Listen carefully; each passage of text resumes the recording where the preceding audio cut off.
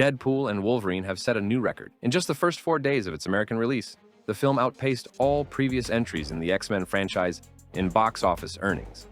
Within 2 weeks, Deadpool 3 became the highest-grossing R-rated film in the US, surpassing The Passion of the Christ. Deadpool has literally replaced Jesus.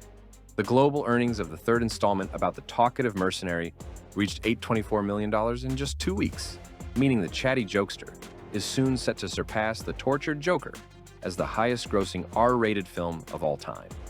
Thus, Disney's dominance in the global box office has returned following last year's studio setbacks. This news is not only exciting for Bob Iger, who must have breathed a sigh of relief in his office, but also for the entire film industry. The record-breaking box office growth of Deadpool and Wolverine is boosting cinema chain stocks, positively impacting the industry, which is still reeling from the pandemic and Hollywood strikes. The music industry is also celebrating. NSYNC's Bye Bye Bye, which plays in the opening scene of Deadpool and Wolverine, has become popular again and is now topping the charts. YouTube has added a note to the video title to indicate it's the official music video from the film. After such success, it's easy to imagine how the next Avengers installments will hype up, featuring an even grander multiversal crossover. However, the return of Robert Downey Jr. as the villain looks like a desperate move designed to revive interest in the franchise, with the help of its star.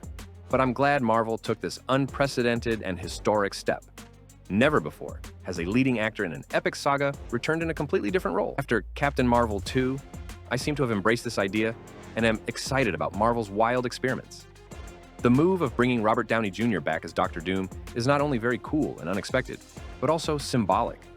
In 2005, Fox was close to casting Robert as Doom in the original Fantastic Four, with Kevin Feige as the executive producer. Thus, casting for Dr. Doom helped Robert land the role of genius, billionaire, playboy, and philanthropist in the MCU. Over 20 years later, Robert is getting the role of Dr. Doom and wrapping up his superhero career. However, even such a level of meta references seems insufficient for Kevin Feige. It appears he has already found the perfect hero to face Downey Jr.'s Dr. Doom, Tony Stark, played by Tom Cruise. Yes, the studio still wants to feature Tom Cruise's version of Stark in the Avengers, which he was initially set to play in Iron Man but declined. If this happens, it will be a truly symbolic moment, as Hollywood's biggest superstar will become the main superhero in the Marvel Cinematic Universe, marking the complete dominance of geeks in the film industry. Imagine the symbolism of the final battle in Secret Wars, where Robert Downey's Dr. Doom faces Tom Cruise's Tony Stark. However, the battle with Kang is canceled due to the Jonathan Majors scandal. There were earlier rumors that the studio wanted to recast the villain and introduce a new antagonist, but Marvel has now completely dropped Kang. Therefore, Dr. Doom is likely to become the new main villain of the multiverse saga. Sources say Robert Downey Jr.'s salary for Doomsday and Secret Wars will be $100 million or $50 million per film. This is significantly more than his $20 million salary for Avengers Endgame. It is also revealed that the Russo brothers will receive $80 million for directing Doomsday and Secret Wars. So the budget for each crossover just in salaries is no less than $90 million. It seems Kevin Feige has decided to throw money at problems after all the setbacks. An interesting theory circulating online suggests that the studio will introduce an alternate version of Tony Stark, which has supposedly been on Earth 616 for a long time. According to this theory, Fantastic Four will showcase a timeline where events diverged after Captain America: The First Avenger. In this universe, Howard Stark was not constrained by the technology of his time and was able to implement his most ambitious ideas, including building flying cars. One of these cars was teased in a Comic-Con video. Therefore, in this timeline, the 60s looked completely different from Earth 616. In 1969, the Fantastic Four gained their superpowers, and in the early 70s, the planet was attacked by Galactus, who destroyed Earth, or even the entire universe.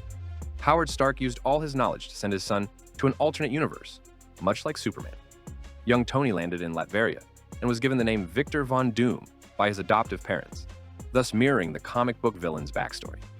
When he grew up, he learned about his alternate version, who became part of the Avengers. After Tony Stark's self-sacrifice, Victor had to create a mask to hide his striking resemblance to Earth's greatest hero. The destruction of his native universe left a deep scar, leading him to study the multiverse and discover that timelines are collapsing. He then found a way to preserve fragments of different universes and create a world of battles, similar to his comic book version. New rumors suggest that the reboot of Fantastic Four will involve Galactus. The film will briefly show how the team gained their powers, followed by a time jump, after which the team will be shown as having disbanded. All members of the Four will be living their ordinary lives. But they will have to reunite when Galactus attacks Earth. The film will reveal that Galactus is a unique entity, existing as a one-of-a-kind being in the multiverse, consuming planets in different universes and somehow traveling between them. This concept is reminiscent of WandaVision in Doctor Strange in the Multiverse of Madness. We will soon learn more about Fantastic Four first steps, as the studio began filming last week, and the first set photos have already surfaced. These photos show the film's sets, including a launch platform used by the team to fly into space, where they will gain their superpowers. The retro styling of the film is evident in the sets, and according to Michael Giacchino, it will also be reflected in the soundtrack. The music will be very similar to the soundtrack of The Incredibles, which Giacchino also composed, and was inspired by 60s films.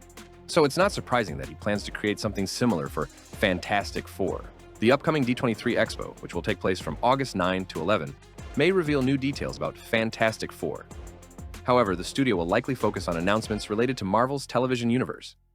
Charlie Cox is expected to present news about Daredevil Born Again. He has already thrilled fans with the news of the second season of Daredevil beginning production. Cox has also mentioned that he is reading all the Daredevil comics to prepare for his role. Jon Bernthal is also preparing thoroughly to return as the Punisher, training with Thomas Jane, who played Frank Castle in the 2004 adaptation, and the short film The Punisher: Dirty Laundry. This preparation may help create the most authentic version of the Punisher. Hopefully, the Man Without Fear will inspire Marvel to take bolder risks with their TV shows. Meanwhile, Amazon is not afraid of experimentation and is preparing a new take on the friendly neighborhood Spider-Man in a noir series.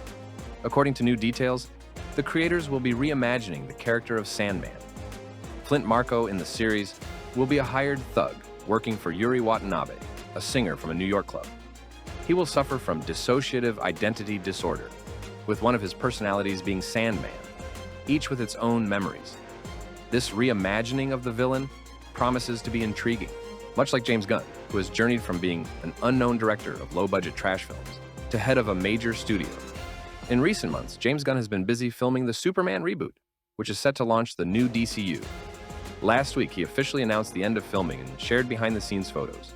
Gunn noted that the kindness and hard work of the team inspired him even during challenging times.